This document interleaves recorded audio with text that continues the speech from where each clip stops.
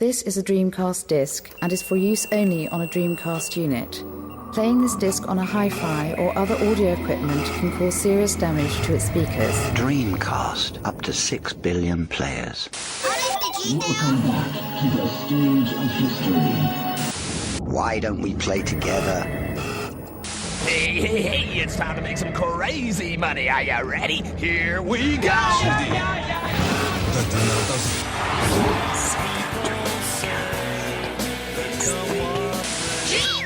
Please stop this disc now. Hello, dear listeners, and welcome back to another episode of the Dreamcast Junkyard DreamPod. This may well be episode 139, but we haven't even begun to peak yet. Oh no, the topics just keep on coming, and we must have our say on them because the people demand it. Today's episode is dedicated to the recent Dream Disc Game Jam that has flaunted the skills of the scene's talented homebrew developers. But before we delve into all of that, I suppose we'd best introduce our guests first. So, first up, with some smooth Scottish tones, we have the founder of Orc Face Games and co-organiser of the Dream Disc Game Jam, Ross Kilgariff. Ross, welcome back, mate. How have you been keeping? Hey, I'm doing good. Happy to be on here again. Always happy to have you back. Second in line is the other co-organiser of the Game Jam and developer extraordinaire in their own right, founder of PsyOp Studios. We have Cypress. Cypress, thank you for hopping on today. Howdy. How are things with you, mate? Doing great. I'm happy to be here. So we're just going to keep this melange of accents going.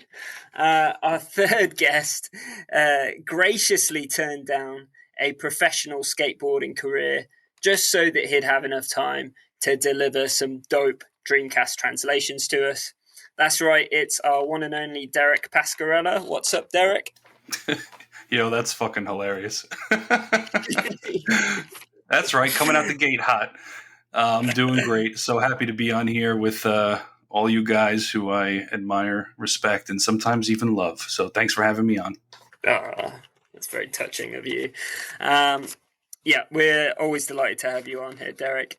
And last but not least, co-hosting with me today is the stern but fair captain of the Junkyard.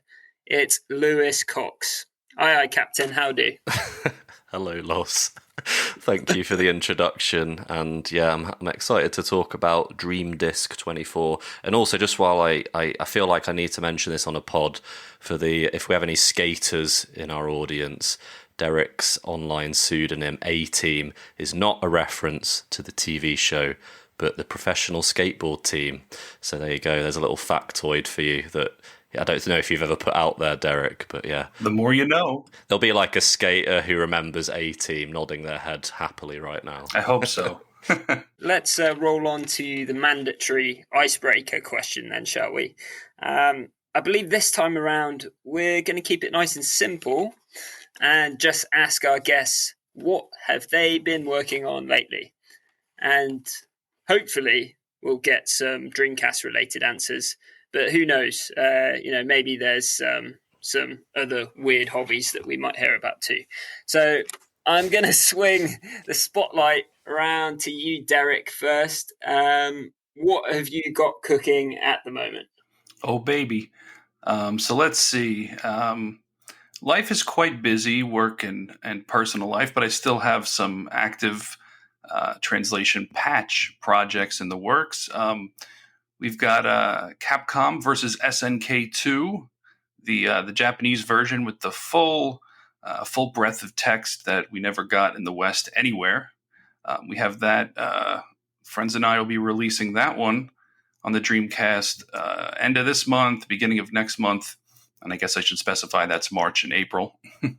Love Hina's still in the oven, taking its time, moving along at a good pace, and I also fixed a bug that was keeping me from continuing work on a translation for an FM Towns game called Gambler Queen's Cup. And I'm very happy that I resolved that. So that project is back on. I got a good group of people working on it. And very excited. I will never rest, I guess. I love that you've managed to mention a suitably obscure console, even more obscure than the Dreamcast, because that's tradition. Normally, Tom is on here, jamming in references to the Jaguar, but now we've got you to tell us about the FM Town. So that is fantastic.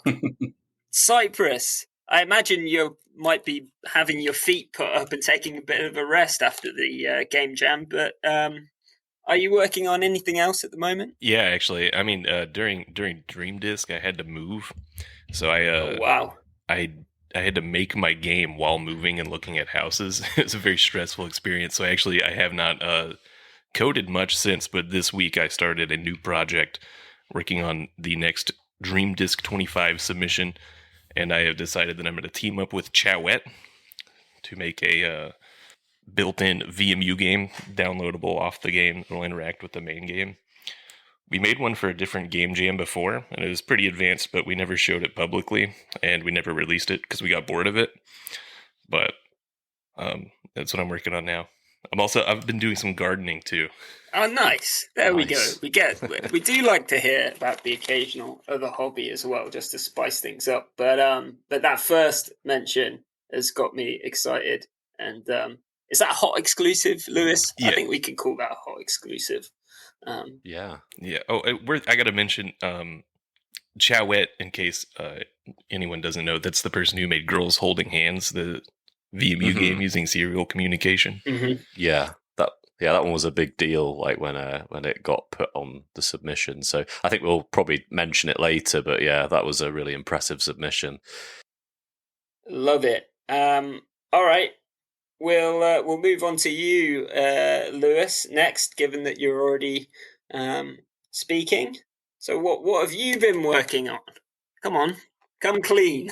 I didn't think I was important enough to be given this question. I thought it was just for our guests. But what have I been doing? I have been organising this podcast, so that's something I did. I'm sort of having a bit of a chill, having a little bit of a break from articles, because I'm pretty chuffed with the one I did about Dream Disc 24. Of all the submissions, that took me a while, but it was worth it. So yeah.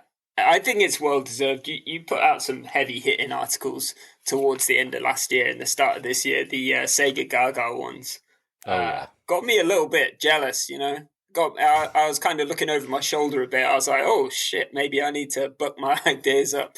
This is too good. Hey man, your recent article was great, so don't put yourself down. That's great. We can take this offline perhaps and have a big love-in and discuss each other's work another time. Right, last of all, we've got Ross. What have you got cooking at the moment, Ross? Anything special with Orc Face Games? Yeah, I've been super busy. So right now I'm working on the menu for Dream Disc 24 and just compiling all the submissions together, making sure that's a good experience. We have the Storied Sword Steam release, which is tomorrow. So we're going to do a launch party on Twitch, bring everybody in for that one. That'll be our first ever Steam release, so that'll be pretty fun. We also have a new HarleQuest demo out that's basically the same content as the previous demo, but it's got some updates. So like the new control scheme, the procedural dungeon generation, and it's running at 60 FPS now as well. So got that out just the other week. It looks very smooth, dude. It feels so good to play now. Yeah. Mm-hmm. Our Junkyard friend Mike Rocks was buzzing about the 60 frames per second. He was loving it. Yeah, and congrats on the Storied Sword as well, by the way. I was I had a great feeling when I came home from work and that was on my doorstep.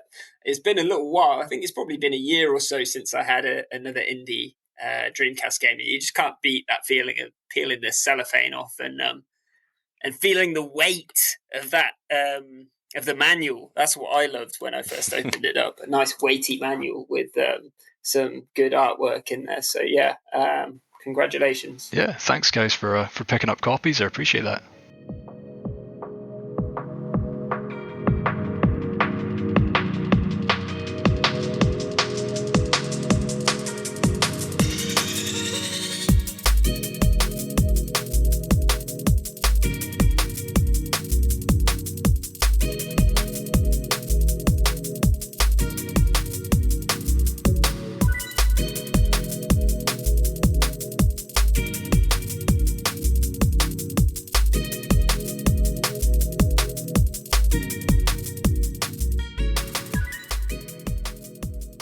All right. Well, everyone's been very busy, but we're going to keep them busy for a little bit longer yet because we actually need to get onto the main course of this podcast. As we said at the beginning, we are going to be focusing on the recent Dream Disc Game Jam. But I thought, although we've covered this quite a lot, it might be useful for any fresh-eared newbies out there who haven't heard of this before, for us to introduce it and kind of give them the basic background to it. So, I don't know, perhaps Cypress or Ross, one of you two, could let us know what the Dream Disc Game Jam is all about.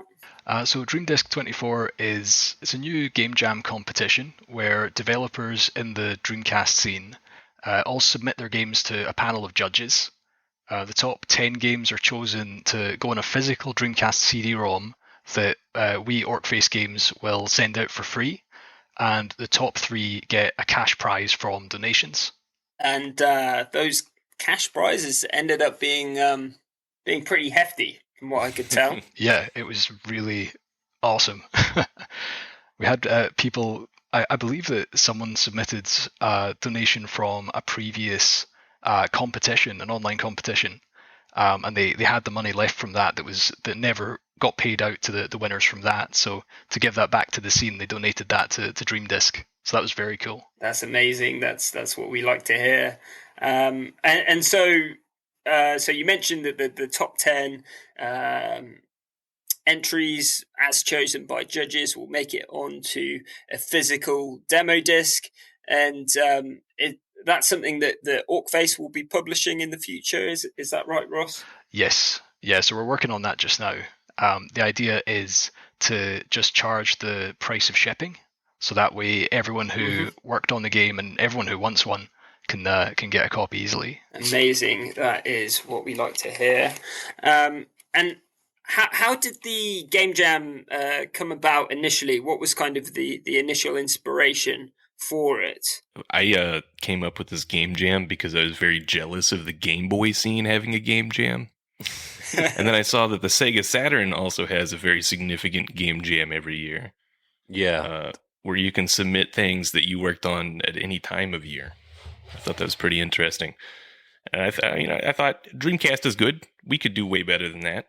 We could beat these scenes. So I made Summer Jam, which was a failed game jam. I got first place. I was the only submission. But I wanted to host one for the winter as well. You can't just be success out the gate, right? You got to have that kind of initial failure that can kind of spur you on. For sure, but the first place win was nice. It was well deserved. The first place win was you buying yourself whatever you wanted.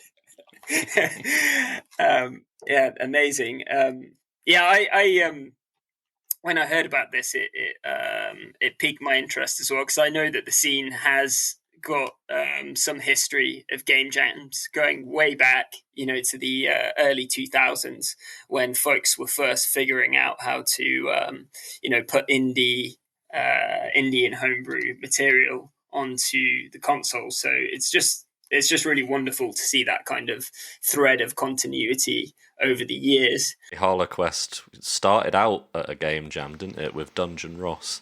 That's right, yeah. Back in 2017, I want to say. I didn't know that. So yeah, we made a Dreamcast demo of a dungeon crawler called Dungeon Ross, and I put the engine together in a very short amount of time. It was just held together with duct tape and dreams, blue tack and well wishes. Yeah, there wasn't really much substance to it, but it was awesome to get something up and running. And I kind of had an idea that we might do something with it one day. But so now that's HarleQuest. Amazing. So yeah, you can see where things can go with with a little bit of effort and time. I mean, in the end, I think that there were 24 software submissions, as well as a hardware submission to boot. I was delighted to see such a wide range of work come in for this game jam, and I had a real blast playing through all of the entries earlier this year when I downloaded them onto my GDMU. I mean, what were your overall impressions of the submissions as a whole? Did it exceed your expectations? I thought that the submissions were incredible, honestly. I was expecting maybe a small handful of games and they'd just be whatever people happen to be working on, but it looks like everyone really put effort into it. They all did multiple builds, they tested them out a bunch. They were all talking about them on the Discord and comparing notes, and it was really awesome. Just the community seemed to light up around it. And to get 24 submissions on Dream Disc 24 was kind of auspicious as well. Yeah. I think it's worth mentioning early on when we were planning the Dream Disc, we weren't even sure if there was going to be enough submissions to make the event worth it. Yeah. I was saying well, I could get 10 people to submit, maybe if I beg people enough. Right. I suppose you were saying, well, it'll be the top 10 on the disc. And you've got 9 entries, and then you just throw one extra in there that you dig out of the cupboard. Yeah, it's a huge number, really. And how about the the range of genres and the kind of, from a developer's perspective, what sticks out to you? Well, first off, we touched a lot of genres here. We even had a couple multiplayer games, which was interesting. I've been thinking about Big Drill a lot. This is just like a simulation game someone made with Raylib, where you control a big drill, and I think it's super underrated. So we even have simulation games. We have a fishing game. Yeah. We have an RPG puzzle light game. I'm very impressed. It was much more than what I was expecting. I was expecting 5 regular puzzle type games, Tetris clones and such. We had nothing of the sort. We had a bunch of original creative titles here, and that's exactly what I wanted to see. There's a lot of devs who make ports and such, and I respect this work, but this is what I want to see. I want to see new original games.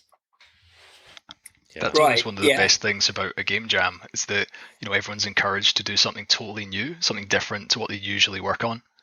And I love that not just the variety in themes, but we have 2D games, we have 3D games, we have all kinds of different art styles and perspectives. It's really cool. Yeah, I have to say the variety that we saw with these submissions was one of the first things that stood out to me, because, and this is not to disparage or set low expectations on all the awesome, homebrew devs and hackers out there, but with these types of things, like you all said, you have certain expectations, okay, you might get a few of these, things like that. But man, just the variety and the quality is especially for the first such competition of its kind, right? I mean, wildly successful, you ask me.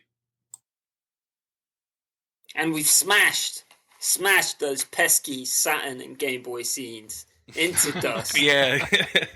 Because we hate them. Game Boy boys. No, we love the Saturn scene. We hate the PS2 scene. Guys, get on board. Come on. Okay, yeah. That's fair. We have an uneasy alliance with the Saturn scene. Right, it's Saturn Shiro, guys. If you're listening, we love you. Promise. Don't sweat it. We're not gunning for you here.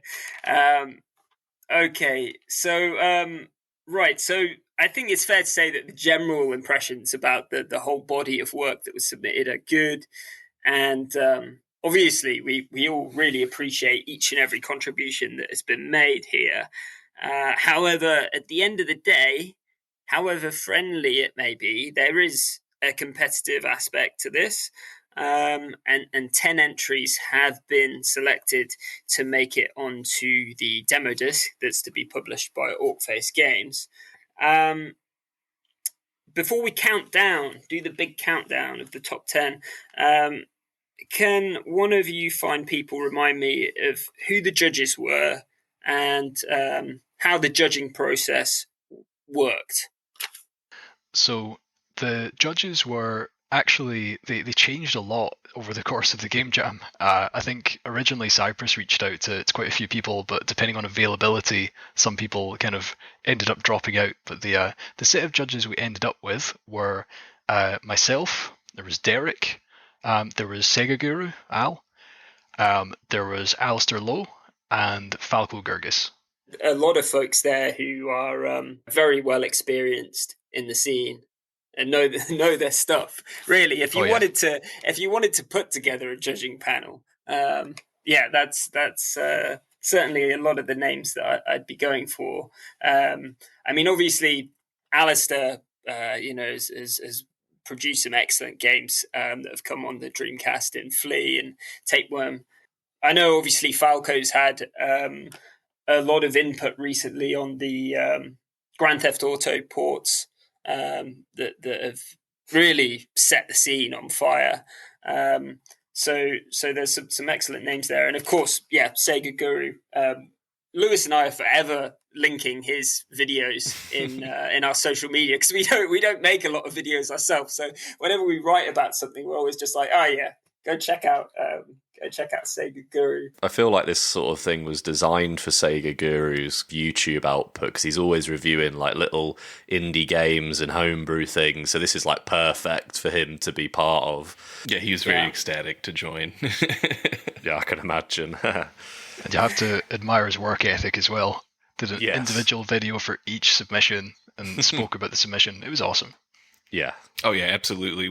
Me and a team of people pulled some money together and gifted him a BBA to thank him for his work on Dream Disc. I don't know if we told anyone that. Nice one. Oh, that's awesome. He's got a BBA. That is. Yeah, he was mentioning about that because I think was there like a Counter-Strike port that uses BBA, so he was messaging me a while ago like, I want a BBA. So that's awesome that he managed to get one in the end because I don't think they're as cheap as they used to be. That's for sure. They are not. And how did the judging process work? Was it as simple as everyone plays all the entries and they give a score? Yeah, so instead of them giving a score, we went with an approach where each judge would give their top 10 games. So they just make a top 10 list. And then we would, based on the position in the list of the games, we would score them. And then we would add up the total scores, and then the total scores dictate the final list. We did also have a public vote, but it was kind of scuffed. There's 4 different polls you could vote from: audio, graphics, gameplay, and how well it takes advantage of the VMU and other features like Rumble. And then basically average those against each other. Right, I see. And in the end, the decision about which titles made it onto the Dream Disc was solely down to the judging panel. Is that right? Absolutely. Yeah, that's just right. down to the judges. We can't be trusting the public with these things. No, we can't. Of course not. I would have gotten first place if we did. And that clearly did not make sense. You could get bots, start getting the bot armies in to vote for your own entry, I suppose. Yeah. Okay. So that all seems above board. Very good. Shall we move on to revealing the top 10 and giving them a bit of love? I think it's time to do so. Let's do it. Yeah. I don't know if Lewis can... You can work some magic in here and put in a cheesy drum roll or something. I think I have that effect saved, so yeah, I can do that. That's an easy job, is it? Yeah. Yeah. Okay, so right off the bat, and I think this shows how close run a race this was actually. Right off the bat, we have 4 games tied in 7th place, and they are... Wow. Rizzo Island Remix by Dream Eater Games. DRX Lax by Dr. XLDK. We've got Murph's Big Puddle Fishing by Psyop Studios. And we also have Order of Titan by Berthollet and Ajax Pigeon. So those are the first 4 out the gate. Who wants to speak about these entries first? Don't all come in at once. Well, Murph's Big Puddle Fishing was probably the best game that anyone's ever made. Period. There's no point in even discussing it here. It needs a bigger platform, I think. We'll take it straight to the Grammys or something, you know? So like a Murph cast? Is that what we're talking? A Murph Yeah, cast? whole episode. Oh, I love it. Yes, Murph. Not an episode, a podcast.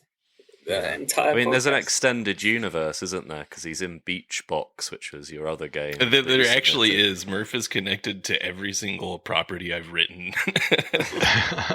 This is the only thing he's starred in. In every other entry, he's just like a side character, or something is just a reference to him. Or I made a game about military units, and they're run by the UMMC, which is the United Murph Military Corps. I love that.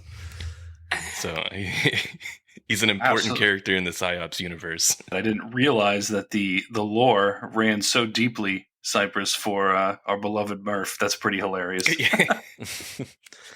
What was the inspiration? You thought? Did you think he needs his own game now, or was there the fish in, and then he kind of came in as the fisherman? It just felt weird that he is the in the universe that I write in, he's like the most important character. And the lore is, if he shows up to any problem, then it just wouldn't be a problem. So I can't use him in any of the stories. It's worth mentioning that the rest of the universe it's normally just like regular humans and stuff, and Murph is like a complete anomaly in everything. I love it. Yeah. Yeah, that has 90s Nickelodeon cartoon written all over it there. Yeah, so he's like super silly. Everything he does is very lighthearted, but that doesn't mean the rest of my works are. But if he's involved, then it is. Mm-hmm. Yeah. I will say that when we did the live stream playing the submissions, like, I just intended to jump into Murph's Big Puddle Fishing for a couple of minutes, and I ended up sitting playing it for like a good portion of the stream because it's genuinely really fun. I would recommend playing it. I think for the listeners, obviously you can go and download all of these submissions for free. But just to fill you in on what Murph's Big Puddle Fishing is, it kind of does what it says on the tin. It's Murph, who is he a sock? He looks like a sock. Yeah, he is a sock. He's a sock, like a sock puppet. Yeah, he is fishing in big puddles, and from what I recall, I think you have to like hammer the left and right triggers to reel in fish, and you can buy upgrades and stuff like that. It's very fun, very charming, excellent use of the VMU as well. It has like a really nice animation. Great artwork on the VMU. I mean, I appreciate that. I think Lozz pointed out that we don't tend to look at you don't look at the VMU as much as you think, but I think I looked down at my controller and I was like, damn, that's like some good artwork. So well done. I appreciate that. I wanted to say I take advantage of very obscure features with it. No one has pointed this out yet, so I just want to say it here.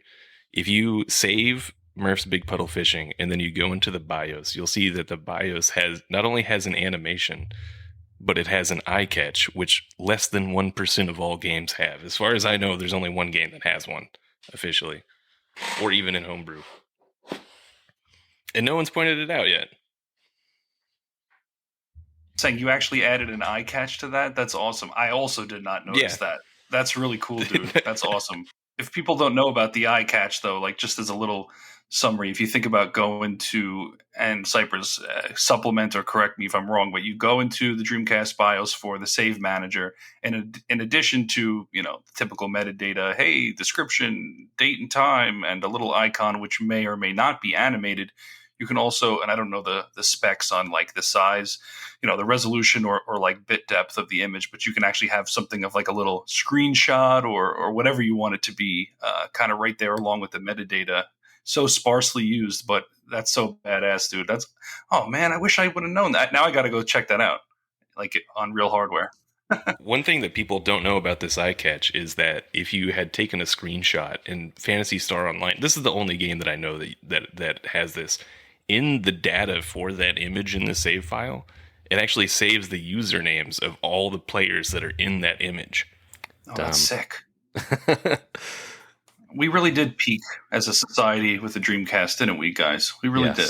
Yeah, we did. But the rest of the top 7, though, Order of Titan is a very good game. Right. Yes. Yeah, absolutely. I wasn't surprised one bit when because I played this first before looking at who made it, and then when I saw that, sorry, I forget his real name now. Is it Roby Provost? Yeah, Roby Provost of Fragmented Almanac. When I saw he was involved, I was like, oh yeah, totally figures. I mean, the vibes are there in terms of that kind of offbeat, the sort of crypticness. Yeah. Order of Titan, it reminded me of like it was. There's no shooting, no fighting, which is kind of refreshing in some ways, and there's an opportunity there for some really high quality script writing and like actually getting deep into a story, which I feel is something that gets missed a lot of the time. So that definitely stood out for me. Yeah, I really like this one as well. I like this the kind of dark, kind of weird sort of atmosphere of it, but for the listeners, it's like you're basically exploring a cave and solving puzzles, but it gets genuinely quite tense when there's this like quite like slow paced bit where you're going around and you're solving like light puzzles to get to the next bit.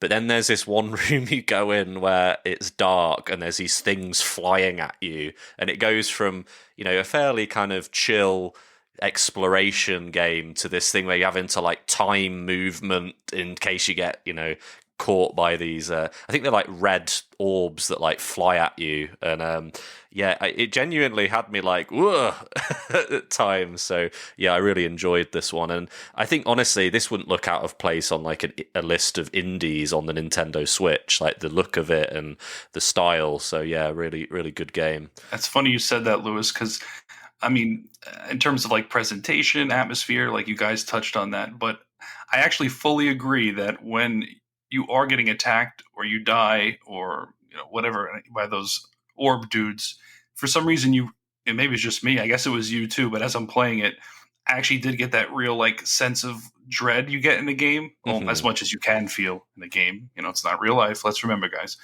But you get that, oh no, like it really like I felt it. And I think it's really sick that this is running on that what is it called, Anti-Ruins engine that Fragmented was developed for. Yeah, really cool. I'd like to see more done with it. It's really cool that isn't it all like public now? Am I wrong? Yeah, I believe Anti-Ruins is public. It barely had any users. Just Lirabot and the guys who made Fragmented Almanac and a couple others tried it. But after Dream Disc and during Dream Disc, so many people have made games with Anti-Ruins. It's getting a ton of exposure now. It's getting more updates. Anti-Ruins is up. So and it's easy. So if you're not necessarily a good coder, you could hop into Dreamcast development pretty easy with this. I feel attacked.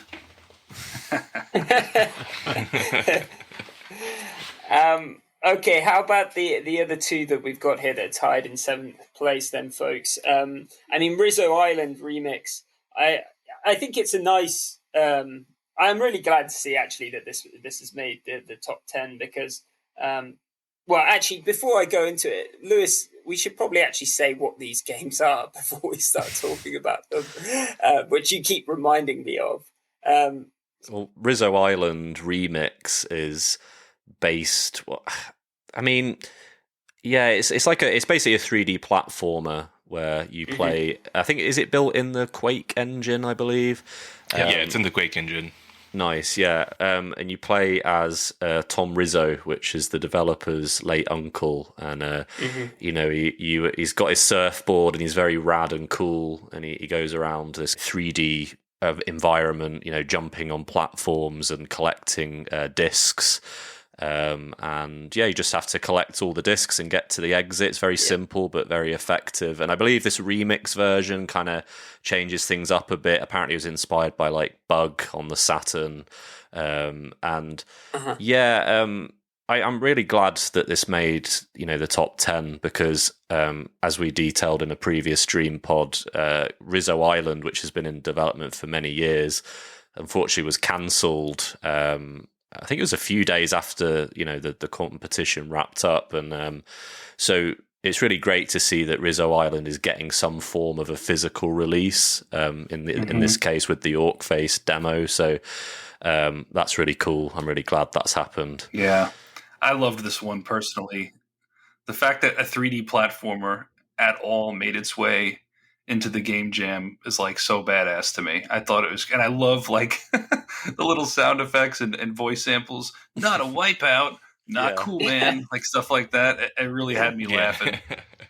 Yeah, and the music as well, Derek. Yes, I think that's 100%. Actually.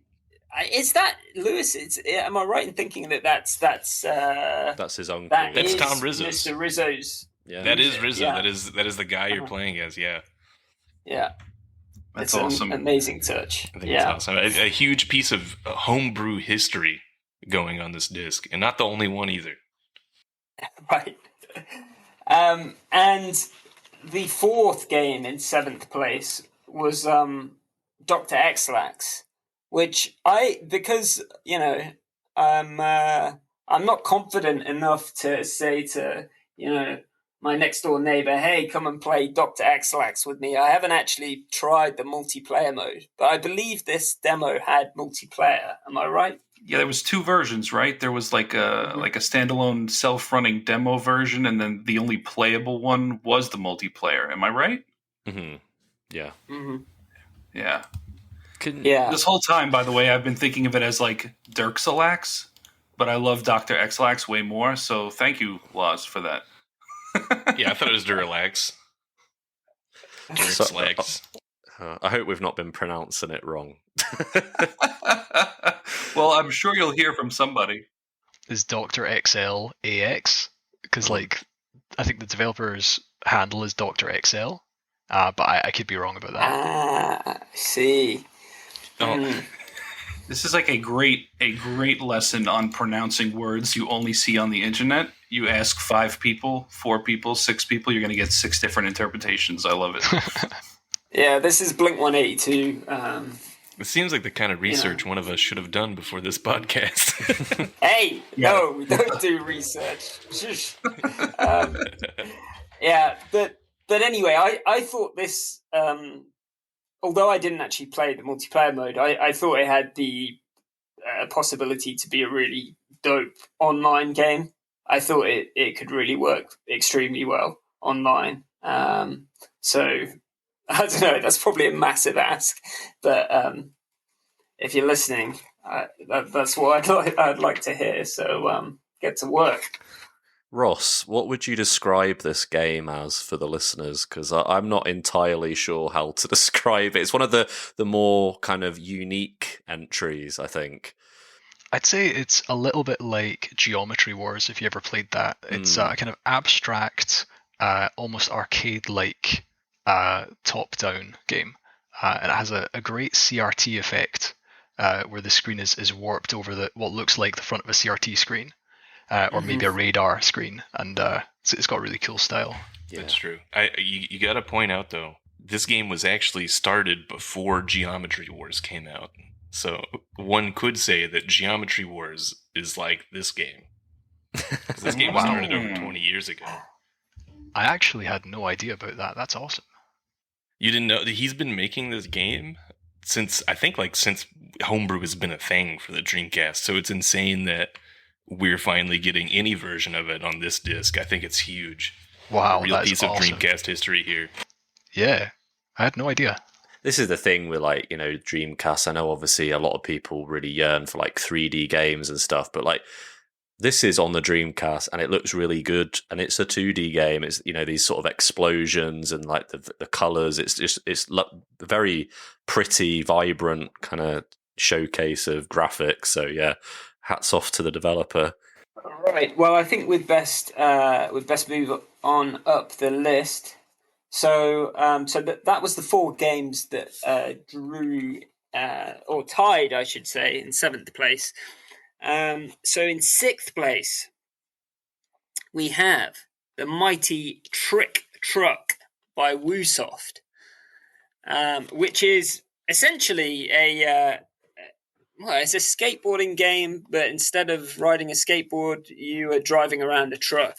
And it's as bizarre as that sounds. It's a lot of fun. How did you folks find this entry? I thought this was brilliant. I loved it. It's hilarious. It was tied for my number one. I'm not gonna lie. I love Trick Truck. I DM'd the author of the game to ask for advice on how to achieve what he had done. I love the theme. Massive fan of Trick Truck. If I was a judge, you would have been in the top 3. All right, that's all I'm saying. We got to rerun the vote or the judging. Oh no, not another recount. Derek, you said you loved this one as well? Oh yeah. I mean, it gave me Scoot Park vibes, as you know, right? Sorry, stupid DreamPod inside joke from a few months ago. But yeah, Trick Truck is awesome. I mean, obviously, yeah, like small in scale, little demo, but I never thought like, yo, dog, I heard you like trucks and skateboarding. So I put the truck in the skate park. Well, it's not a skate park; it's street skating. But anyway, that terrible meme application aside, what I'm trying to say is the game mechanics are great. Nice presentation. Anything polygonal and doing 3D in a competition like this.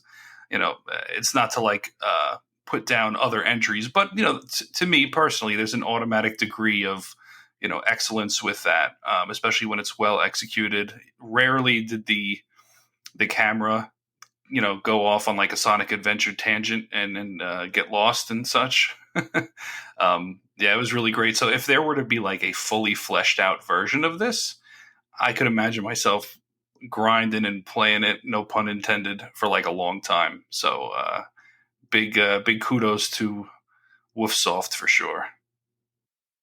It reminded me of, I used to play Tony Hawk's Underground 2 on PC online loads, and you could get all these mods, so you'd be like skating on a goat or something, but it reminded me of like, one of those mods where you could like turn your skateboard into a truck, and it's funny like just thinking of like doing these skate tricks with like not a small skateboard, but a gigantic truck. It is quite difficult, I will say, for at least I found it slightly difficult. Like, it's not like, with Tony Hawk, where it's like, it feels like heavy, if you know what I mean, instead of that kind of light, fluid sort of skateboarding. Like, it feels like you're controlling a truck and trying to grind and do flip tricks with it. But, I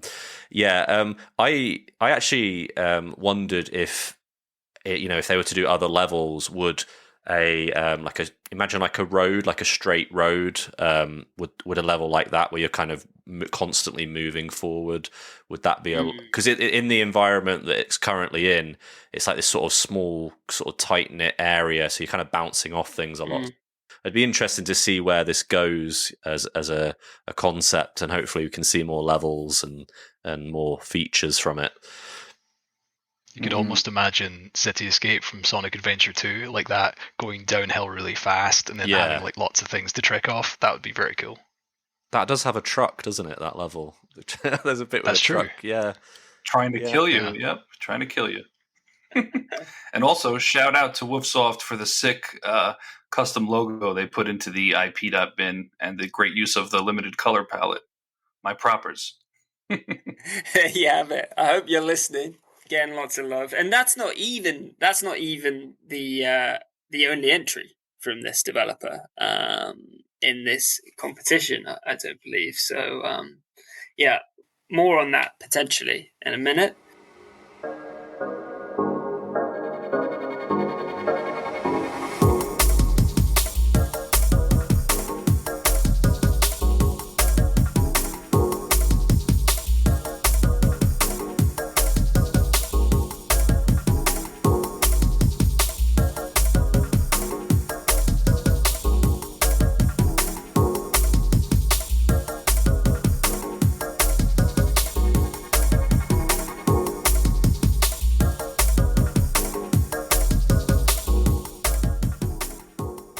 Moving on to 5th place, we have Starship Madness by Yambo Prime. And this was essentially a 3D shooter, I suppose, where you're kind of handling a ship and flying it around in kind of limited environments and shooting down oncomers who are attacking a city. I suppose it kind of, to my ship brain tonight, all I can think of is that it reminds me of the Star Fox games in terms of its perspective. I saw it as Cybermorph, but much better. I didn't want to say Cybermorph because I didn't want to. I didn't want to insult comparison. The developer. No, but much better. Much better. Yeah. But like it had that flat shaded poly look, but like the presentation and the background music and all of that, like I thought it was very well executed. It was actually, it took me a moment to figure out that some of the objects I was seeing were actually enemies that were shooting at me and such. At one point, I actually thought those were like items, like, oh, let me run into those and procure them. Why am I dying? But I was impressed with this one for sure. What do you guys think? I think that the map in this is excellent. The way that you can figure out where things are in 3D and the way that the map rotates as you move, it's like really easy to read. And I'm sure I've seen this specific approach in a game before, but I can't remember which game that was. But it's very, very familiar, very intuitive, so quite good design. That's exactly what I was going to say. That mini map is amazing. Yeah, I also noticed for quite a lot of these entries, actually, I keep going on about the music, but the kind of track that was looping on this was really catchy. And I think there was a different one, like a kind of funky tune at the end when you finish it as well, which was amazing. And for me, anyway, as someone who's not, I'm not all that au fait with the technical side of development. So like things like having the right music does matter for me as well. And it's something that, for me, it gave this entry that kind of extra bit of sauce. Music does a lot. I feel like the music and the visual, I don't know what you call it, that kind of Tron look, like the kind of grid and stuff. Like, it all kind of matched up really well, like a really well-realised aesthetic. Yeah, and the menu as well. I was expecting with a lot of these entries that, and not that that's necessarily an issue, but you'd just be plonked in to the game. But I believe this was one of the ones that had a really nice menu screen as well. Right, well, I suppose we'll carry on climbing up the charts here. And so that was at 5th place, Starship Madness. Do download it, check it out. We'll include the links for all of these in the show notes, of course. But moving on to 4th place, it is Black Hole Descent by Frogbull, who that's a familiar name for a lot of folks in the Dreamcast and Saturn scenes, I'm sure. Lewis, do you want to give us the lowdown on Black Hole Descent? Yeah, like Lozz said, Frogbull, basically he's been doing a lot of these proof of concepts of could Metal Gear Solid 2 run on the Dreamcast, could Crash Bandicoot run on the Saturn, and he's producing these very impressive video showcases of what he's developed to prove the things that we didn't think would be the case. Everyone said that the PS1 outperformed the Saturn and the PS2 outperforms the Dreamcast, but he's there proving everyone wrong. And obviously now we have GTA 3. I mean, that's the doubters can just get in the bin. But Black Hole Descent is very simple premise. You're basically on it's like a constantly moving like a conveyor belt kind of thing, and you're dodging obstacles as you go, and it obviously progressively gets faster. And it's kind of what I expected from Frogbull. Very great, good-looking 3D visuals. I love the way it has like a different camera angles. I think when you press one of the buttons, it changes the camera angle, just showing off all different sides of what he's created, and very kind of psychedelic visuals. I think it reminded me quite a lot of like Jeff Minter, those kind of games, like the Tempest games. And it's pretty good.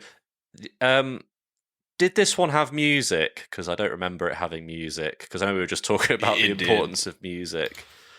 Did it have music? I was pretty into it. Yeah. Oh, it did. Oh man! So I think this might be one that potentially has audio issues on depending on how you play it. I'm trying to remember now. I think I tried it, and if Frog Bull listens to this, I hate to like misspeak, but I think on GDMU I had an issue. I tried it on USB GD-ROM and software emulator, and I heard the background music. Okay. It's been a while. I can't remember. There is music at some point. I played it on GDMU. Yeah, I played it on GDMU, and I didn't have any music. So yeah, I'll have to fix that. Maybe I'll actually go and find a CD burner and burn a copy, like it's 2005. It's something we'll fix for Dream Disc as well. Yeah, for the physical one. That's what I was going to say, Lozz. You could just play it on there. Yeah, I totally missed that. Right, we gotta plug it, plug this thing at every opportunity. I'm being a bad host there. I put a ton of time into it. I probably played that one the most. Because you could, if you're into it, you could play one round that it could last. I don't want to overestimate, but I want to say 5 to 7 minutes, maybe 10. I have no idea, but it feels like a long time when you get into it. The speed increases gradually, and you kind of just get into the zone with it, and before you know it, you're going really, really fast, and you've got really fast reactions. But as soon as you look away, you get Guitar Hero eyes, like everything's moving around you. It's really cool. It's quite hypnotic, isn't it? Yeah. I felt like it was very addictive, and when I after looking away, after like focusing, because obviously with a game like this, when it's getting faster and faster, you're having to like focus so much with your eyes, and then I looked away and my eyes were completely fucked for a little while. I felt like I needed to go and put some drops in or something. It's the power of the Dreamcast. That is the power of the Dreamcast. Was this one written using Raylib? Ross it was. Or Cypress knows. Yeah, okay. Yeah, that's pretty cool. It was. It's one of the many. Yeah. I know it's just really neat to see like so much application of it. I've just seen Raylib like blow up in the scene lately. And like, obviously I'm not into, I'm not on the homebrew and indie development side that much, but I'm always stalking all of the Discord channels, but I see it just, the application of it blowing up, and it's really cool. I mean, it produces really neat results. And from what I understand, like barrier to entry, if you've got a decent development background, is actually pretty low, which is neat. Absolutely. Yeah, there's a lot of documentation on how to use Raylib as well, so really easy for people to get in. And I think a lot of the games on here use it. I'm not sure exactly how many, but at least a few. That's awesome. I think at least 5, but we even have Dreamcast games made in Raylib as examples and costs now. So if you download Callistios, you have an entire full Raylib game you can examine the code of too. So not only is it an easy barrier to entry, we have good Dreamcast specific examples for it too. I have a game that's getting PR'd into COS as well that uses some more advanced functions. That's awesome. Next level.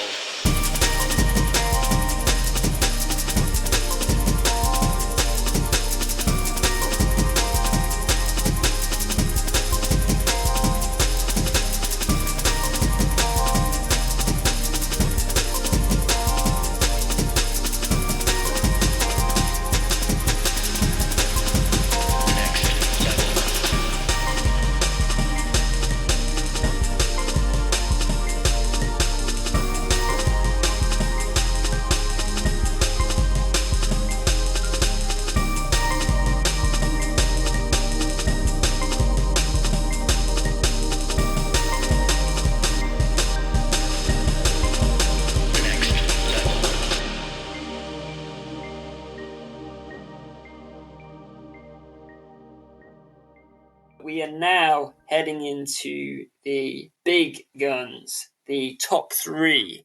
Snatching third place is Eternal Sleep by Locked Door Puzzle. What is Eternal Sleep all about, Lewis? Can you give us the down low? It is a top-down puzzle game. It reminds me, the graphical style and reminds me a lot of like Has anyone ever played Sanitarium on PC? It reminds me a lot of that. A very kind of creepy. That pre-rendered style can really lend itself to kind of a creepy atmosphere, I find, and this does it really well. And there's kind of this world established, like it's the end of the world, and this character is going to this tower to basically find hope. And in there, you solve a puzzle, which is to do with these like symbols that you go around and you look at all the clues, and then you have to basically figure out the code for this door. And yeah, it has like a beginning and an end, or at least kind of feels a little bit like it's a to be continued sort of thing. But yeah, the puzzle is, I know it stumped a few people, but I'm very proud that I managed to solve it. And yeah, that was a very happy moment. But the thing is, it's quite a kind of quite overwhelming maybe at the beginning when you're first looking at all these different shapes, and it's like I need to know all these shapes. But then if you kind of like take a step back and, you know, like I took photos of all the different clues and sort of pieced it together, like you do eventually figure out that it's like, it does make sense. Like it's not just kind of a load of cryptic stuff. So yeah, I really love this. I love the atmosphere. I loved the music. In fact, it may be my favorite entry of the whole game jam. So yeah, I really love this one. I mean, when we say like variety in submissions, like the fact that something of this genre or style is here for us to talk about is like, you know, that's incredible. As soon as I saw like just some of the previews of it on itch, I was like, really? Somebody did a game like this for the competition? And yeah, extremely impressive. And the character, so I'm trying to remember now. So yeah, pre-rendered backgrounds, obviously. I remember the entire puzzle solving, but I'm trying to remember how the character objects, they weren't polygons, right? They were like animated sprites meant to look three-dimensional. Maybe somebody remembers or even knows. Yeah, I believe they were rotoscoped sprites. It might have been he had 3D models and then made an animation and then rotoscoped those. I think that's what happened. Looks fantastic. It reminds me of like Dink Smallwood, if there's any old PC heads out there. I don't remember that, but I fully agree with you. The only reason I was asking about it too is, yeah, for that reason you just mentioned. Like it comes off looking like really, really nicely. And like at first, when I just saw some of the preview videos before I actually launched it, I was like, wait a minute, are those little polys over the pre-rendered? But yeah, they weren't. But they tricked me for a second, which means done very well. It's got some serious personality. That rotoscoped sprite style is very common in the 90s. Like even going back to Doom, like a lot of the Doom enemies were done that way too, but they used like pre-made models with armatures. They move those to animate them, turn them into sprites, and then draw over the top. So I think it's a similar approach, but using a 3D model as a base, like you were saying. Ah, okay. Love it. Thanks for the insight, guys. Yeah, that's cool.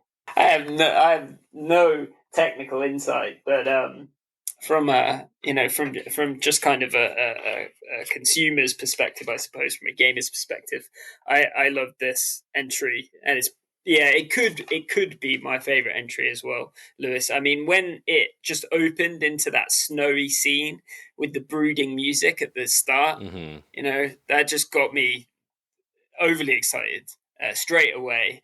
And I was thinking, maybe this will be the Agatha vibes that we never properly got. You know, that cancelled title. I know obviously they're technically very different, but I feel that it's in that similar kind of vein in terms of its story building and its narrative. I loved it. So I hope that it is developed more after the game jam. Yeah, it definitely had a very heavy atmosphere. Like, I think, you know, a lot of the entries, and this isn't in any way disparaging them, like, you know, they're quite, you know, fun and jolly. Whereas this is like, you know, you're talking to these characters and they're telling you all these very sort of nihilist things, and you're there like, wow, this is like quite intense. So yeah, it did take me by surprise. So yeah. Worth mentioning, if it hasn't been said already, that this one was made using anti-runes as well. Fragmented Almanac kind of has a similar kind of look to it, doesn't it? So that made sense when I heard it was developed in that engine. Yeah. I'm kind of surprised it didn't get first place. I'm not going to lie. I really want to see more from this guy. I think he's expressed interest in making a DreamDisc 25 submission. And if so, that is going to be some heavy weight he is swinging around for the competition. We'll just secretly promise to rig the vote next time for him. Yeah. Well, that's what we'll do, and that will entice him to submit. We'll cut that, Lewis. Okay. Don't forget to cut that part. All right. Better leave it in there. Oh dear. Right, moving swiftly on then. So that was third place. The big hitting Eternal Sleep, which all of us seem to love very much. But there are still 2 more games to go. And taking the silver medal in second, it is Diffuse Ball by the scene's favourite developer, maybe one of the scene's favourite developers, a very lovable guy, Freak Dave. So what's Diffuse Ball all about, Lewis? I'm going to come to you again. It's like Qbert, but with bombs. And then I might defer to someone else because my brain's gone to sludge. Qbert with bombs is a pretty good description, I think. It's a puzzler for sure, and you're basically having to navigate a ball around a kind of 3D tiled environment, and diffusing bombs as you go in a certain order. Yeah, I certainly enjoyed playing this one. I don't know about how Ross or Cypress or Derek, what do you have to say about Diffuse Ball? This was my number 1 pick. I really like Diffuse Ball. I think the pace of it and the way that the time pressure combines with having to think on your feet about where you can go next, where you've gone before, what your next actions are going to be. It feels the most like a solid game loop to me of all the submissions. Mm. I think this one would be a good shout for a full release, and it's cool to see like some new games being made with Simulant as well, the Simulant game engine, which is really cool that exists, and it's nice to see that that's getting some use. Yeah, really well said. It very concisely said there. I like that about having them feeling like it has the most. How did you call it? Here I am complimenting it. I can't even repeat it. Like closed loop. Or most satisfying game loop.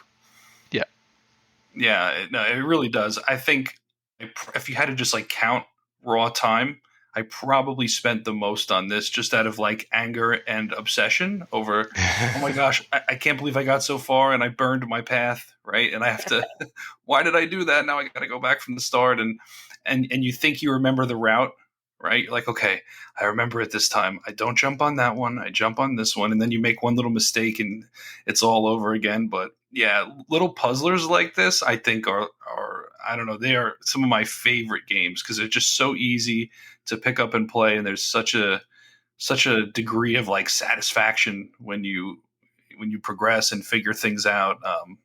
Can't say enough good things about Diffuse Ball. Right. I want to talk about the author. Freak Dave is, first off, he was one of the inspirations for me to learn to code at all. The fact that these guys who hang out there in the Simulant Discord, they make YouTube videos and such and post their demos. That was one of my earliest exposures to the Dreamcast scene and led to me coding today. So I want to say first, huge respect for the author. And second, I think the quality of Diffuse Ball kind of legitimizes the rest of the games on it. I'm not gonna lie, it's so good. I agree with Ross. It's a good game loop. It's a complete package. It's a done game. The menu looks nice. He even pays respect to the Dream Disc. He's got the Dream Disc logo on the main menu, which I think is really cute. 10 out of 10. I really like, I mean, I know it's not necessarily relaxing because, you can drive yourself crazy when you keep dying and realizing that it was all your fault. But yeah, the atmosphere is like really, really kind of chill over the kind of chasm or something in like a mountain, and it's just like a body of water with these tiles on it, and it doesn't have any music, does it? It's just like ambience. It was really nice and chill. And I think I suggested to Dave, if he develops it further, it'd be cool to see other locales, and I think I suggested make one of the final levels a volcano or something, just for like max jeopardy, you know. So and actually, just to add as well, it's quite a simple game, but it looks lovely. Like, you know, the graphics look great. You know, I suppose it's just like quite a simple puzzle game, but it looks really, really nice as well visually. Absolutely. I noticed that as well, Lewis. I thought that there was. Although there's the jeopardy within it, I do think that it lends itself to, you know, some nice, relaxing gameplay. And there's a lot of opportunity there, the scope for those backgrounds, those kind of environments to be changed a lot. I wouldn't go with a volcano. I mean, what the hell are you recommending a volcano for? Don't do that. We already had volcano in Driving Strikers, I believe. Yeah, so, I want something. I want like a nice Welsh valley. Maybe like a Japanese garden or something. Yeah. That's a good shout. I'll take notes and we can send them on. Much love, Freak Dave. Keep on keeping on, buddy, if you're listening. Right. We are finally here. We've reached the top of the mountain. We're about to have the big reveal. So, commandeering the top place on the podium and taking home the big cash prize as well, don't forget. It is Sky Pirates of Etalmar by Wusoft. Stunning entry. Round of applause. Yeah.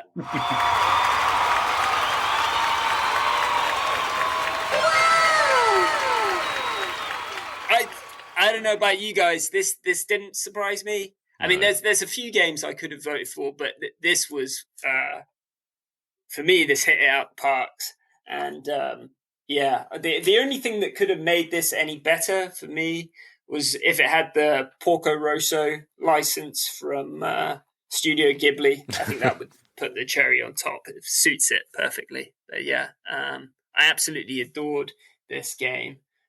Which is, sorry, I should explain what it is. It is a game where you're controlling an aeroplane, a kind of old school single pilot airplane, and you're basically flying around shooting enemies. And that's a terrible explanation. Lewis, what can you tell us about this game? An aerial combat game. An aerial combat game, that is better. But it also has a multiplayer mode inbuilt, which is insane for a Game Jam entry. Yeah, I didn't actually get to play the multiplayer mode, but it is exciting that I believe they're working on online or will consider it in the future, so that's really cool. What do our guests have to say about Sky Pirates of Etalmar? I think the art style is excellent. It's kind of minimalistic and brightly coloured. It feels cartoony, but kind of uplifting. It reminds me a little bit of like the Wind Waker, Legend of Zelda: The Wind Waker, just with the kind of cartoony look and the hearts and the green bar below it. I think like it definitely shows a lot of promise. When I was playing it, I will admit that I struggled with the controls a little bit, but I'm not particularly familiar with the genre. But it definitely felt it felt very free, right? Like you're flying around. There's things kind of around you that are kind of weaving and changing, and it's the type of game that you could probably get into the zone with really well. It looked great. I didn't play this one that much. I was too obsessed with Trick Truck to pay too much attention to his other submission. I think I was blinded by my love for Trick Truck. I did enjoy this game. I think it looks fantastic. I hope to see more of Sky Pirates. And an online mode as well. Oh, of course. That's the Lozz ask for everything, isn't it? You know, Lozz... Never mind. I'm going to keep it to myself. No. I'm teasing you. So besides everything that everybody already said about the beautiful presentation, two comments I would make. It's actually interesting, Ross, that you thought and you did say like you're not too familiar with the genre, that you thought like the controls were a bit tricky to kind of wrap your head around. I was actually surprised because I don't think I'm particularly good at these types of games usually, but it could have just been it caught me at the right time, at the right day. But like I actually somehow felt quite natural and at home with the controls. I was happy about that. And one of the touches I really loved was the fact that there was, actual dialogue text kind of driving something of a little bit of a story. Well, you know what I mean? A story back and forth. Like it was a really, really nice touch, which makes it feel more professional. And like just overall fluidity too. Like, presentation, I guess you could say fluidity kind of folds under that umbrella. But it really felt quite fast. And I also love the fact that there were options for how many different resolution modes? I think there was like 5:4, 4:3, 16:9. There may have been some others in there, but that was a really nice touch as well. And I don't know why. The whole time I'm just thinking, first of all, Porco Rosso, that's an awesome connection to make, Lozz. I love that. You can have the French song from the sailor bar in the background. But I didn't get the Wind Waker vibes, and now I'm looking at a screenshot and I'm saying to myself, how did I not immediately think of that? And it's probably because the console wars of the 90s did so much PTSD to me that I still don't play a lot of Nintendo games. But this was a great entry, and in my view, no matter what all of us on the judging panel voted for, it's a well-deserved first place. Very polished feeling, and I thought it was great. I just love this. This has been so great talking about these submissions. As we're going through it, I'm remembering the little moments I had with each of them. I love it.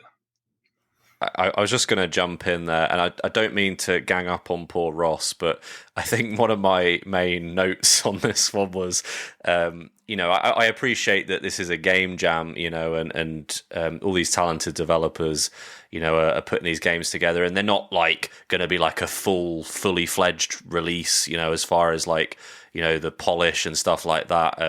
Games take a lot of time to kind of get right, through development, I'm sure. But this was one where I turned it on and I thought, oh, it's an aerial combat game. Oh my God, is it going to be like really hard to control? And I found, maybe it's because I went in with such a, that kind of attitude, and I was pleasantly surprised at how smooth it all felt. And like I think Derek said, it felt very polished as a whole, and felt like kind of like what you were saying about Diffuse Ball. I feel like this one definitely has a lot of potential to be developed further into like a fully fledged release. I really, really liked this one, and I think it probably would have been my number one, at least from I think from a polish perspective, it feels like it deserves the number one.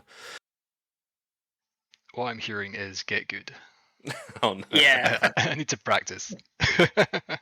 Lewis, there's a very roundabout way of saying you're wrong, Ross. The controls are easy.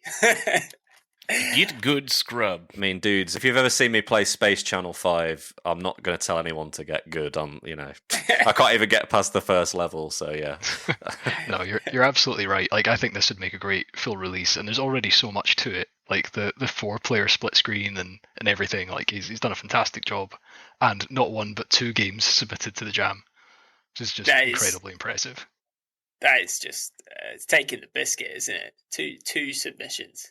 Who does this guy think he is? Huh? There's only one other team that made 2 submissions. I believe he's in this conversation. Of course.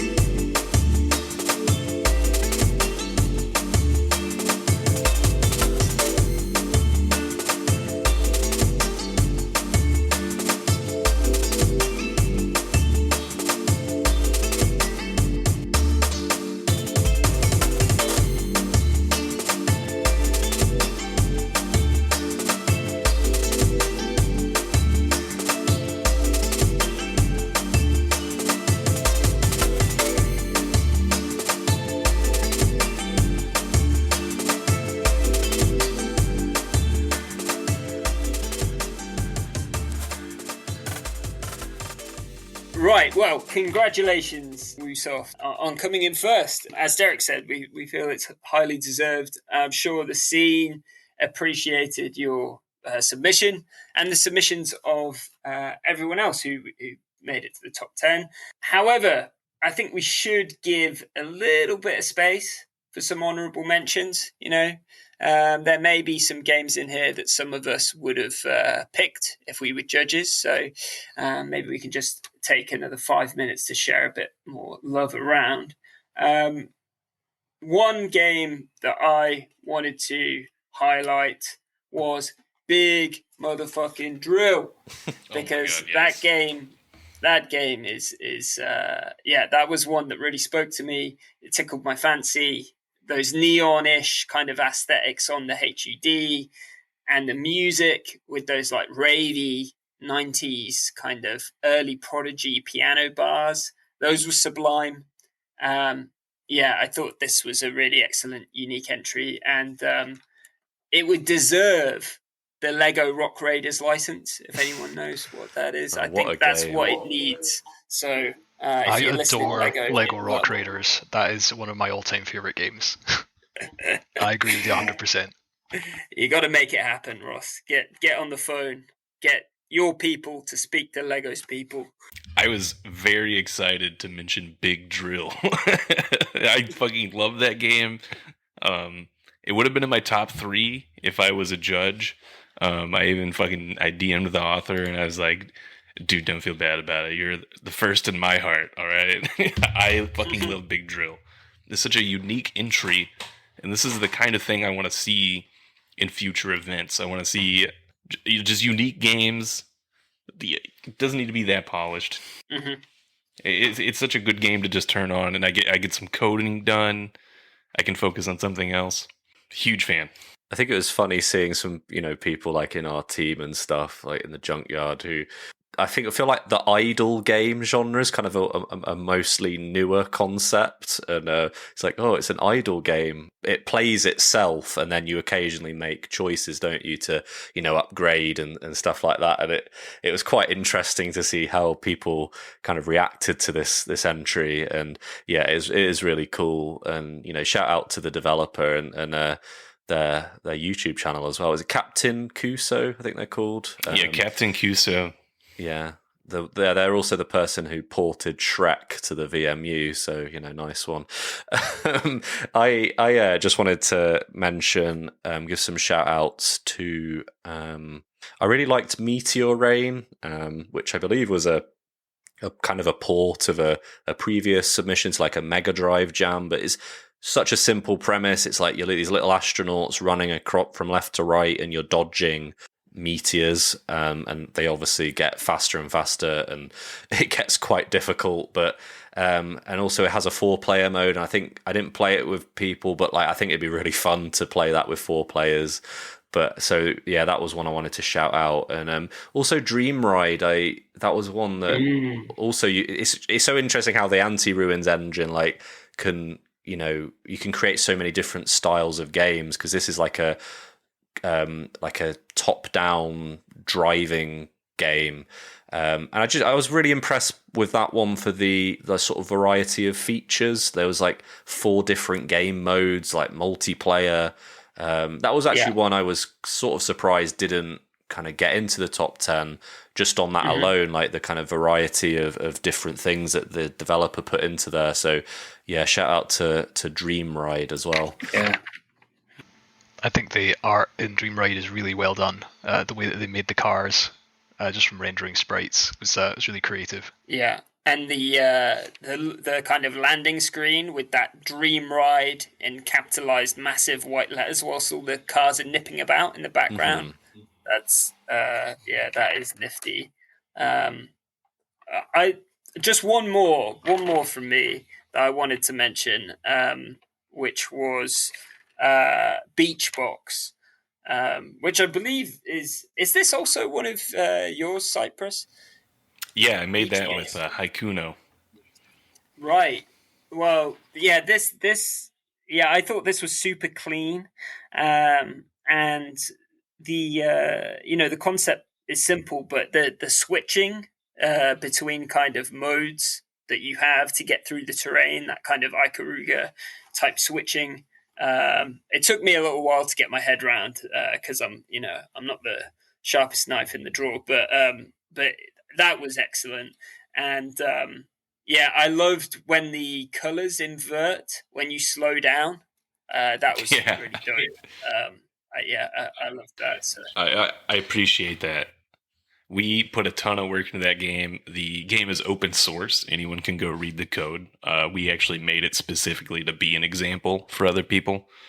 I appreciate that. Yeah, we put a lot of work into it. Most people think they understand the game very quick and quit it and don't get to the point where they're like, oh, wait, this is actually fun. Right. So I appreciate you sticking out those boring first couple minutes. I appreciate that because we don't explain anything very well in that game. You just got to stick with it, folks, if you're listening. Give it some time. It's a good game. It also has a BIOS eye catch, too. I'll have to check that out. Yeah, I also really liked the music that's on the credits screen. That was ripping. I loved that. It's the same guy who made the music for Murph's Big Puddle Fishin', but most people didn't hear that music because it has the same bug as Black Hole Descent, where you don't hear the music on GDEMU, but you do on Flycast and a real disc. Definitely a +1 for Media Rain and Beachbox. I actually really liked it. And I'm looking at a screenshot, and I see motherfucking Murph. There he is. I'm telling you, he's in all my games. Okay, by the way, Lewis, when you edit this, you must leave in when you so Britishly asked if Murph is a sock. Is he a sock? It was one of the best things I ever heard in my life. Is he a sock? It's awesome. Yeah. It was so great. Sorry, Lewis, I love you, buddy. But I also want to give a +1 to Skies High. Because, it's so funny, right? In the land of, oh my God, we have too many shmup indie games. Was this the only, or is there one other shooter for the? This is the only shmup, as in actual, shmup 2D ones. Yeah, this is the only one. Yeah, and it had its charm. I really appreciated it, but we have to. All of us agree that the Java Virtual Machine port to Dreamcast is insanely impressive. Like the fact that somebody was like, yeah, I'm going to do this and then I'm going to submit it, knowing full well that probably no one is going to vote for it as, one of their favorite games. But it is sure as shit one of the most impressive pieces of software. Like, it's totally badass that somebody did that. So just for to be clear, there's a beast. Yeah, this isn't just like a port of Java to the Dreamcast. They basically implemented Java. They made Java again from the ground up for the Dreamcast. It's insane. It's very, very cool. Wow. They've got a 3D textured object, and they built the entire programming set up underneath it from scratch. So my praise wasn't even high enough. Like, I didn't realize it was that much of an endeavor. Wow. This is his side thing, by the way. He just made this for fun while he was making the hardware submission. And he's also working on some other hardware things right now that are probably going to transform the way people code for Saturn and Dreamcast entirely. So it's even more impressive than that. This is his side thing. Well, Lozz, you were about to ask, to give it just a layman's breakdown of the significance of something like that. I'll leave it to one of the actual real programmers here. Yeah. What I was interested to know if it kind of meant that it could, what has been produced, if that can be used further for future projects. Can people build on it? They certainly can. It's really a question of programmer familiarity, so much in the same way as Anti-Ruins opens the door to some developers and Simulant opens the door. By having Java, we just open more doors to people from different backgrounds. So if we have Java, that means people who have used Java for existing games can come in and make Dreamcast games now, which is really cool. Amazing stuff. Next year, I'm definitely doing a Perl interpreter for the Dreamcast. Watch out for it, baby. I want to see something VCD related from you, Derek. That's what I want. Oh, man. Hey, fun bit of trivia. Which, by the way, Lozz, if I ever actually decided to get my hands dirty and truly learn how to develop and not just modify Dreamcast software, a proper VCD player with really good MPEG-1 playback would be the thing I would try to target. But piece of trivia on Java on the Dreamcast, the Visual Park disc that came with the DreamEye, the camera, and I only know this because I tried to scope out feasibility of doing a translation patch for it once. It actually also uses Java. So there is one piece of retail software that somehow achieved this all those years ago, as insane as that sounds. That's crazy. That's what we're all about. The little, esoteric, really niche aspects. That's what we're all about. We love it here at the Junkyard. Hell yeah. What about those VMU applications? Yes. Girls Holding Hands? Yeah. Is it? Yeah, Girls Holding Hands. That is Chowette. She is a part of PsyOp Studios. She made her solo submission there. And I think when it was private, I think she was the first homebrew developer to do serial communication on VMUs. And before she actually released it for Dream Disk, someone else just randomly showed up and made a different demo that has VMU serial communication. But he didn't submit it, so... Extremely impressive stuff. She gave me a long list of things to say about its development. I don't understand any of it, so I don't think I'm going to. But it boiled down to she doesn't understand the official instructions, and they weren't necessary. The official instructions from Sega? From Sega for the VMU docs on how to code an assembly for VMU. I was just going to say, did she write it in assembly? Yes, absolutely. You have to write VMU games in assembly. Yeah. So the other VMU submission was also written in assembly. Awesome. It requires 2 VMUs, so make sure you have a second one. I'm sure you do, because not a lot fits on one VMU. But basically, you create these 2 characters, and then you put your VMUs together, and the 2 characters hold hands, like as the name suggests, girls holding hands. And this one I remember, like when it was submitted, there was like so much buzz in the Discord about how like incredible it was that a VMU app uses the serial ports, the serial port, and it was really cool. Yeah, so shout out to this one. Did everyone remember that those cubes that had like little people on the screens, and you'd put them together? Yeah, the toys. Yeah, you connect the cubes together. Cube World. That's what it reminded me of. Yeah, and they'd like go into the other cube and like hang out. Yeah, it reminded me a bit of that. Yeah, like the way it kind of connects. So yeah, and the other VMU game, Turtle Dove, was really cool as well. So really cool to see VMU submissions at all. Oh yeah, I was so bad at Turtle Dove. I tried. And I really applaud the effort, but man, I just couldn't get good. Right, Ross? Get good. I just couldn't get good. It's hard. Struggle's real. I actually really like the look of Random Rally. So that's Reality Jump's kind of new game that they're working on.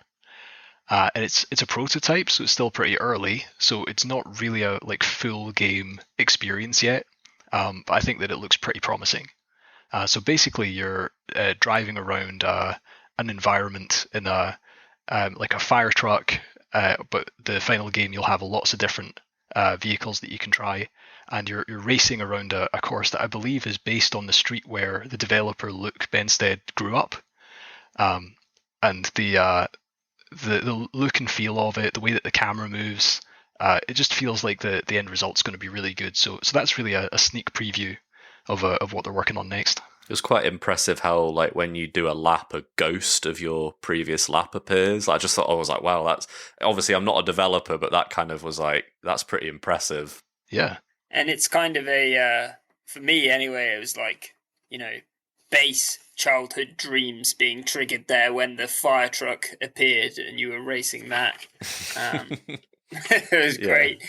To be honest with you, every game deserves an honourable mention. That I very quickly, I'll just mention a couple of others, given that, whilst we're here.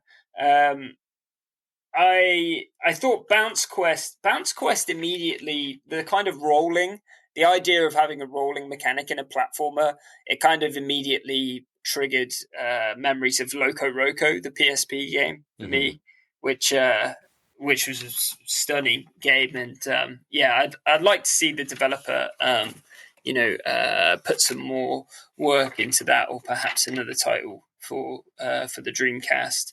And I don't know if we've mentioned AJ2 or AJ02 yet, which was essentially like the kind of just a visualizer, I suppose. Like the demo scene. I thought, that could be like a demo, like on a demo menu that had that really ace ambient drum and bass track on it.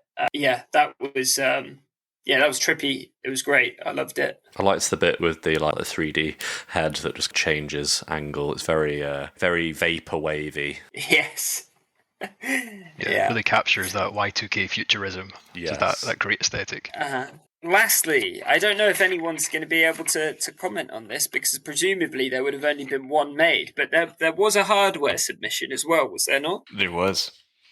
The same developer as the Dreamcast JVM. Oh, wow. So they had 2 entries. They did. He got first place for the hardware submissions and the tool submission. This was one of those things that that completely passed me by, because I think Derek mentioned the games he'd picked for judging as his top 10, and he mentioned the hardware submission, and I was like, what? Because I knew there was going to be a hardware submission, or someone was planning on, but I never realised it actually was completed and submitted. So I apologise to the developer for not mentioning it on any of my articles. Well, shout out to Purist. That hardware submission actually saved my submission. While traveling, I forgot my BBA and my serial cable. I mentioned this in the group chat. And then he mailed the hardware submission to where I was, and it's a device that lets you load code from your device to a Dreamcast or a compiled program and run it over a wired connection. So because of him, I was able to test Murph's Big Puddle Fishing and actually submit. If it wasn't for him, I wouldn't have submitted Murph's Big Puddle Fishing. It would have just been Beachbox.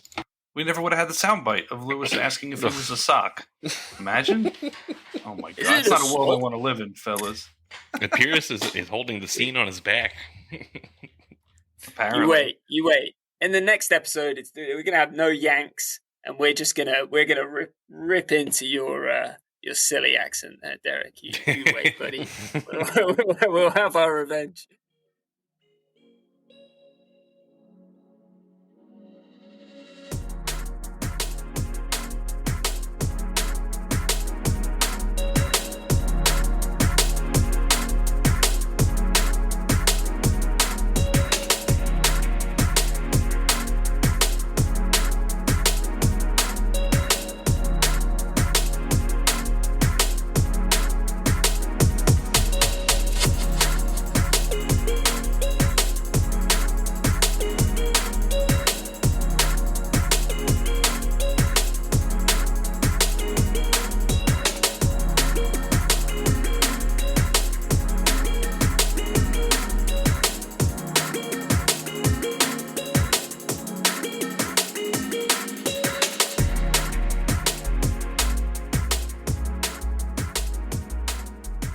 Right, I think this has been a invigorating conversation, and it immediately makes me think. The next thought that pops into my mind is: will there be a Dream Disc 25? Yeah, we're planning one for sure.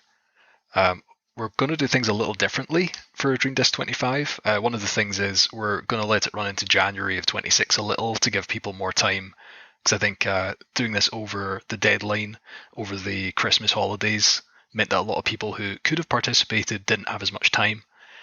So I think that'll probably help ease things up a bit. But we're also planning to build a lot of it into the Orc Face website next time.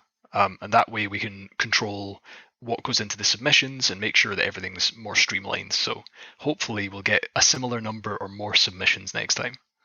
Brilliant. Love to hear it. Learning from the mistakes, which I assume there weren't that many of, but it'll be back bigger and better. You heard it here first, folks. And and I'm sure we will be we'll give as much coverage to that as we can, as and when this coming year. Right, so I think we've been yapping on for quite a while now, so we'd probably best try to draw things to a close. As much fun as it's been. So before we finish up and say goodbye, we'll give our guests the opportunity to make any plugs they want to give, or any final words. So we'll go over to you, Derek, first of all. Anything you want to plug? Not particularly, other than just be kind to each other. And you can find me on my website, dreamcastforever.com, and all my contact and social profile links are there. And as a closing thought, I just want to say this console, the Dreamcast, has undoubtedly changed my life, obviously for the better. I mean, come on. But I just want to say it's a huge pleasure to be here with you guys. Thank you so much for putting together, this competition. It's really awesome. And I have long thought, and you can ask Lewis, he and I talked about this a couple times over the last few years. I have long thought that such a competition was really lacking in our little scene here.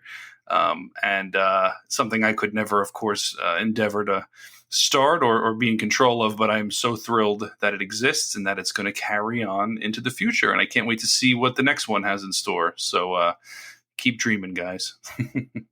Extremely poignant words there. Now you're going to be tough to follow that.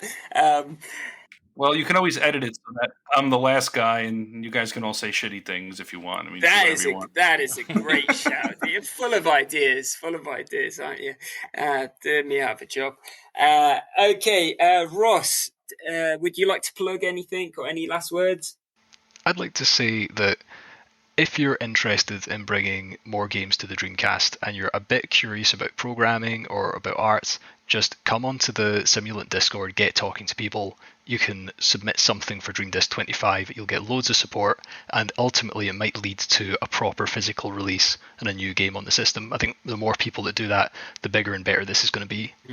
Yeah, I second that. The Simulant Discord, we'll put a link to that in the show notes. It is a very friendly community, so don't be shy.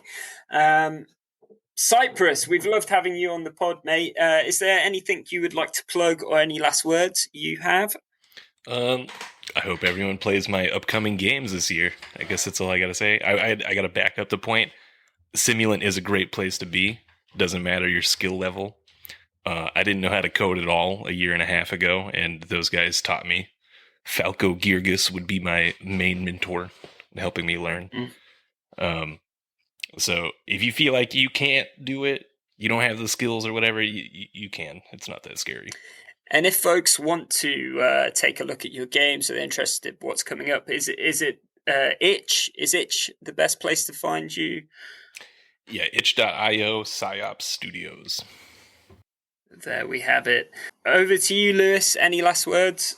Nothing much, except to say I've had a great time. Looking through all these submissions, I enjoyed them all. In fact, I found it quite difficult to put any above another, which is a good job. Good job I wasn't a judge, because it was hard to pick. But yeah, it was all fantastic. Well, the scene keeps going from strength to strength. Long may it continue, and the Junkyard will be here to celebrate it forever. Well, until we're too old and people forget the Dreamcast. I don't know, whatever. Yeah. I think the AI can take over once it's taken over the world. We can pass it on, Lewis. It's okay. So yes, that's been it from us. We are the Dreamcast Junkyard. Before we finally say goodbye, I'd just like to take a moment to thank our patrons. So we recently set up a Patreon literally just to cover our costs. We're not looking to make a penny of profit from this. We're totally DIY non-profit organization. And fortunately, given how nice and generous the community is, we have met our target. So we're not actually calling for new patrons per se, but we do want to thank the ones that we've got at the moment.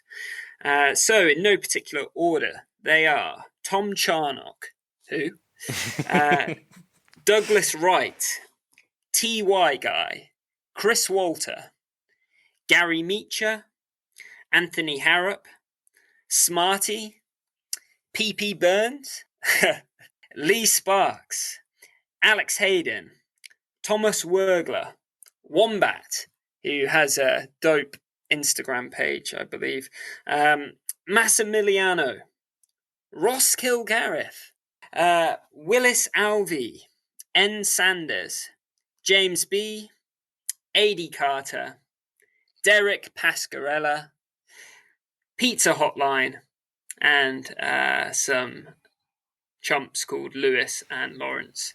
So yes, thank you to all of our patrons. Please do visit us at our website, www.thedreamcastjunkyard.co.uk. You can find us on all good and bad social media platforms if you just search for the Dreamcast Junkyard. And that's all from us for this episode. Keep on dreaming, and we'll catch you next time.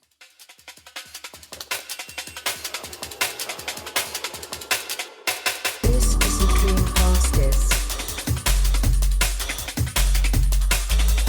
This is the Dreamcast disc. This is the Dreamcast disc.